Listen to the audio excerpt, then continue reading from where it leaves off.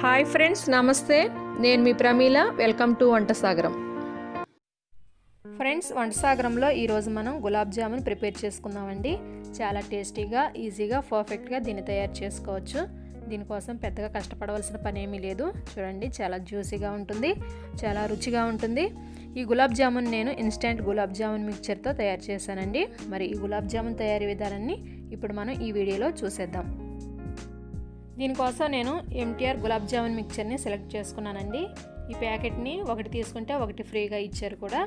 ఇది 175 గ్రాములు ఉంటుంది ఈ ప్యాక్. దీన్ని నేను ఒక బౌల్లోకి తీసుకున్నాను. బౌల్తో కరెక్ట్గా 2 బౌల్స్ అయిందండి. దీంతో 30 నుంచి 40 వరకు గులాబ్ జామున్స్ మనం తయారు చేసుకోవచ్చు. ఇంకా చిన్నవిగా తయారు చేసుకుంటే ఎక్కువగానే అవుతాయి, పెద్దవిగా తయారు చేసుకుంటే కొంచెం తక్కువగా అవుతాయి, సైజుని బట్టి అవుతాయి అన్నమాట. ఇదిగోండి, 2 కప్పుల గులాబ్ జామున్ మిక్చర్ని ఒక పెద్ద బౌల్లోకి తీసుకుంటున్నాను. ఈ 2 కప్పుల గులాబ్ జామున్ మిక్చర్లోకి 1/2 కప్పు వాటర్ యాడ్ చేసుకొని కలుపుకోవాలి. 1/4 కప్ అనమాట. ఒకవేళ మీరు 1 కప్పు గులాబ్ జామున్ మిక్చర్ తీసుకుంటే 1/2 కప్పు వాటర్ని యాడ్ చేసుకుంటే సరిపోతుంది. దీన్ని వాటర్ యాడ్ చేసుకొని పిండిని కలుపుకోండి. ఒక ముద్దలాగా కలుపుకోవాలి. కలుపుకునేటప్పుడు మరీ గట్టిగా చపాతీ పిండిలాగా కలుపుకోని అవసరం లేదు. పైన మృదువుగా కలుపుకుంటే సరిపోతుంది. లోపల ఏ గ్యాప్స్ ఉండేటట్లుగా చూసుకోండి. ఆ గ్యాప్స్ వల్ల మనం షుగర్ సిరప్ని యాడ్ చేసినప్పుడు ఈ గులాబ్ జామున్స్ ఆ సిరప్ని పీల్చుకొని లోపల జ్యూసీగా మృదువుగా తయారవుతాయి. సో దానికోసం పైన కలుపుకొని ముద్దలాగా తయారు చేసుకొని ప్రక్కన పెట్టుకోండి. దీన్ని ఒక 5 నుంచి 10 నిమిషాల వరకు నాననివ్వాలి. అలా నానినప్పుడు అది మృదువుగా తయారవుతుంది అనమాట.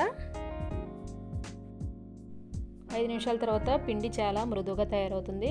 దీని నుంచి కొంచెం కొంచెంగా తీసుకొని చిన్న చిన్న ఉండలు చుట్టుకోండి. ఉండలు చుట్టుకునేటప్పుడు ఈ విధంగా 2 చేతులకు కూడా కొద్దిగా ఆయిల్ రాసుకొని చుట్టుకోండి. మ్యాక్సిమం నూనె అవసరం లేకుండానే అవి ఉండలుగా అయిపోతాయి. ఒకవేళ అవసరమైతే చేతికి అంటుకుంటుంది అనుకుంటే కొద్దిగా ఆయిల్ యాడ్ చేసుకొని ఈ విధంగా చుట్టుకోండి. మరి గట్టిగా ఒత్తుకుంటూ చుట్టొద్దు, పైన చుట్టండి. చెప్పాను కదా, లోపల ఎయిర్ గ్యాప్స్ ఉండే విధంగా చూసుకోండి. ఎయిర్ గ్యాప్స్ వల్ల లోపలికి సిరప్ అనేది చేరుకుంటుంది. ఈ విధంగా 30 నుంచి 40 వరకు మనం తయారు చేసుకోవచ్చు. కొంచెం పెద్దగా చేసుకోవాలంటే తగ్గుతాయి. ఈ విధంగా చుట్టుకొని ప్రక్కన పెట్టుకోండి. ఇప్పుడు మనం షుగర్ సిరప్ని ప్రిపేర్ చేసుకుందాము. దానికోసము 2 కప్పుల పిండికి 4 కప్పుల షుగర్ని యాడ్ చేసుకోండి. ఒకవేళ స్వీటు తక్కువగా తినేవారు 3 కప్పుల షుగర్ని యాడ్ చేసుకోవచ్చు. 4 కప్పుల షుగర్కి 4 కప్పుల వాటర్ యాడ్ చేసుకోవాలి. కావాలి అనుకుంటే 1 కప్పు షుగర్ని తగ్గించినప్పుడు 1 కప్పు వాటర్ను కూడా పెంచుకోండి, క్వాంటిటీని పెంచుకోండి. అంటే 3 కప్పుల షుగరు 5 కప్పుల వాటరు యాడ్ చేసుకోవచ్చు. లేదంటే 3 కప్పుల షుగరు 4 కప్పుల వాటరు యాడ్ చేసుకోండి.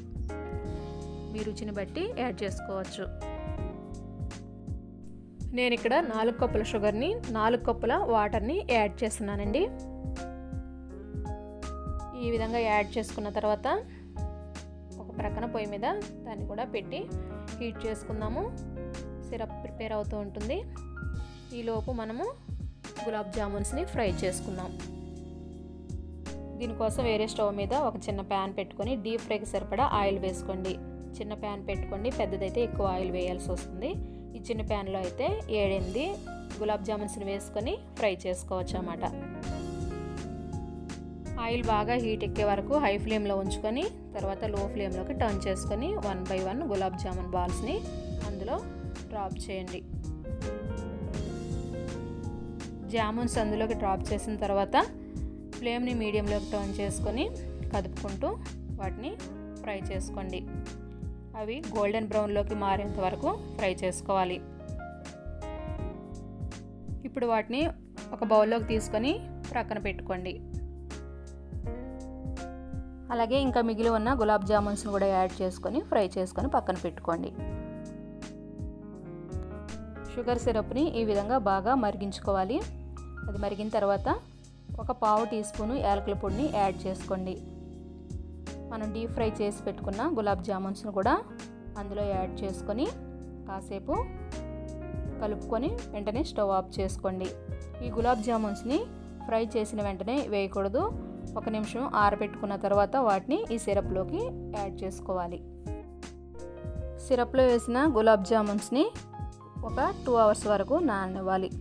ఆ విధంగా నానటం వల్ల ఈ గులాబ్ జామున్స్ సిరప్ని పీల్చుకొని చాలా జ్యూసీగా, మృదువుగా, టేస్టీగా తయారవుతాయి. చూసారా ఏ విధంగా ఉన్నాయో? చాలా టేస్టీగా ఉంటాయి. ఫ్రెండ్స్, మీరు కూడా ఒకసారి ట్రై చేయండి. ఫ్రెండ్స్, రెసిపీ చూసారు కదా, నచ్చిందా? నచ్చితే ఒక లైక్ చేయండి.